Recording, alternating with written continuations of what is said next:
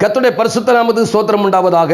இயேசு கிறிஸ்து இந்த உலகத்திற்குள் வந்ததிலிருந்து பிதாவுடைய சித்தத்தையே செய்து செய்து செய்து செய்து எப்பொழுதும் தேவ சமூகத்தில் காத்திருந்தார்.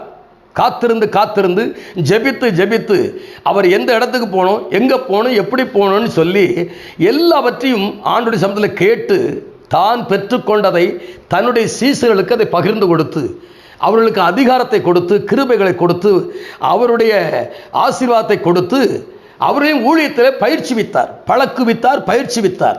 அசுத்தாவிகளை துரத்தவும் வியாதியஸ்தலை சொஸ்தமாக்கவும் அவர்களுக்கு அதிகாரம் கொடுத்தார். அதிகாரத்தை பெற்ற சீசர்களும் அசுத்தாவிகளை துரத்தினார்கள், தேவ சித்தத்தை செய்தார்கள். இயேசு இந்த உலகத்தை விட்டு போவதற்கு முன்பதாக அவர் தேவ சித்தத்தை நிறைவேற்றணும் இல்லையா? அப்போ இயேசு கிறிஸ்து இந்த உலகத்துக்கு வந்த நோக்கமே என்ன?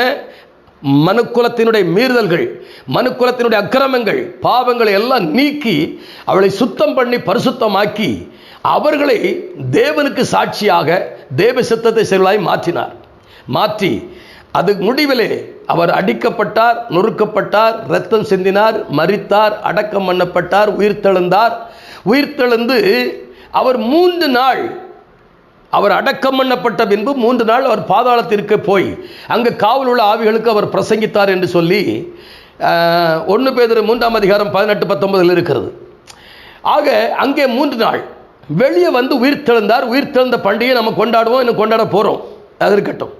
ஆக அந்த நாட்களுக்கு பிறகு அப்போஸ்தலர் 1ஆம் அதிகாரம் 3ஆம் வசனத்தில் அவர் 40 நாள் அளவும் சீசரோடு கூட பேசி 2 காரியத்தை மட்டும் சொன்னார். 1 தேவ ராஜ்யத்தை குறித்து பேசினார், 2வது தன்னை உயிரோடு இருக்கிறவராக காண்பித்தார். இதை பேசி முடித்து அவர் இப்ப இவர்களை விட்டு பிரியும் காலம் வருகிறது. அந்த பிரியும் காலத்தை குறித்து அவர் சொல்றாரு. அப்போஸ்தலர் 1ஆம் அதிகாரத்தில் 9-10 வசனங்கள் நான் வாசிக்கிறேன். இவைகளை அவர் சொன்ன பின்பு அவர்கள் பார்த்து கொண்டிருக்கையில் உயர எடுத்துக் கொள்ளப்பட்டார். அவர்கள் கண்களுக்கு மறைவாக ஒரு மேகம் அவரை எடுத்துக்கொண்டது. அவர் போகிற போது அவர்கள் வானத்தை அண்ணாந்து பார்த்து கொண்டிருக்கையில் இதோ வெண்மையான வஸ்திரம் தரித்தவர்கள் 2 பேர் அவர்களருகே நின்று, கலிலேயராகிய மனுஷரே, நீங்கள் ஏன் வானத்தை அண்ணாந்து பார்த்து நிற்கிறீர்கள்? உங்களிடத்தினின்று வானத்துக்கு எடுத்துக் கொள்ளப்பட்ட இந்த இயேசுவானவர் எப்படி உங்கள் கண்களுக்கு முன்பாக வானத்துக்கு எழுந்தருளி போனாரோ அப்படியே மறுபடியும் வருவார் என்றார்.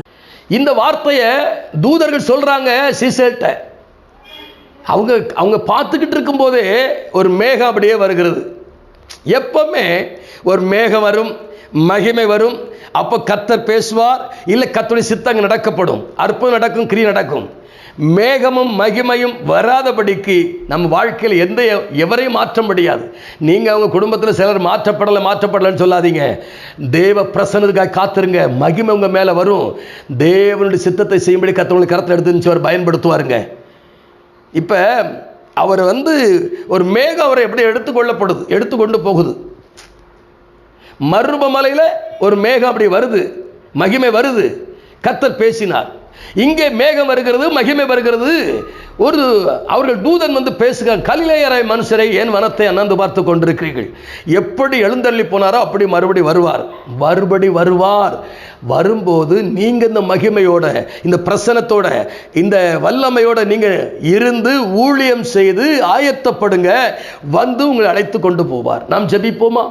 மகா பரிசுத்தமும் கிருபையும் இரக்கமும் நிறைந்த எங்கள் அன்பு பிதாவே, உம்முடைய பரிசுத்த பிள்ளையாகி இயேசு கிறிஸ்துவை கொண்டு ஆண்டவரே ஜனங்களை மீட்டெடுத்து சீசர்களாக்கி அவர்களுக்கு உபதேசம் பண்ணி பரலோகத்திற்கு போயிருக்கிற இயேசுவானவர் மறுபடியும் வருவதற்கு முன்பதாக பூமியிலே எல்லா மனுஷர் ரட்சிக்கப்படவும் சத்தியத்தை அறிகிற அறிவை அடையும் சித்தமுள்ளவராக இருக்கிறவரே, உம்முடைய கரத்தில் ஒப்பு ஜெபிக்கிறோம். எல்லாரையும் பயன்படுத்துவீராக, எல்லாரையும் கரத்தில் பயன்படுத்துவீராக, அக்னிஜ்வாலையை மாற்றுவீராக. உம்முடைய சித்தம் நிறைவேறட்டும். இயேசுவின் நாமத்தில் பிதாவே, ஆமேன், ஆமேன். God bless you.